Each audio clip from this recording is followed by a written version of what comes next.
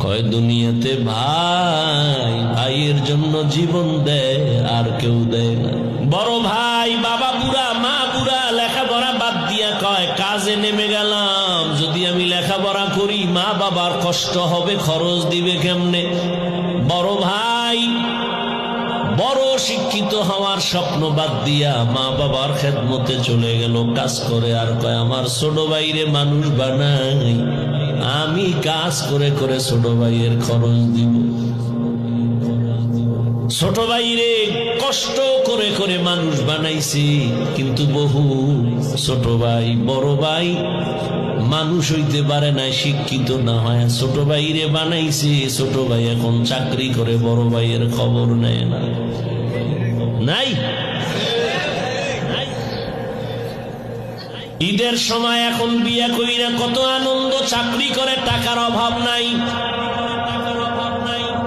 একই জায়গার এক পার্শ্বে বড় ভাইয়ের ছোট একটা ভাঙা ঘর, বড় ভাইয়ের ভাঙা ঘর আর ছোট ভাইয়ের ঘরটা ছাদ দেওয়া বিল্ডিং। ঈদের বাজার লইয়া যখন গোপনে ঘরে আইয়া স্ত্রীরে কয় জামা কাপড় গুলো সন্তানের দাও তুমি না। বড় ভাই তো জানালা দিয়া তাকায় দেখছে ছোট ভাই আসছে, কিন্তু বড় ভাইরে জিগায় না। বাচ্চা রেখে আর কন্ট্রোলে রাখা যায়, ও দৌড় দিছে কাকা আসছে। দৌড়াইয়া গিয়ে দেখে ওর চাচতো ভাই নতুন জামা পইরা কত আনন্দ করে। ও একটা দৌড় দিয়া কয় আব্বু আমারে জামা দিবা কবে? বাবা এই কথা শুই না চোখের পানি ছেড়ে কান্না করে, আর বুকে জড়ায় কয় বাবা কাঁদিস না, আল্লাহ যেদিন তৌফিক দিবে সেদিন তোরে জামা কাপড় দিবে।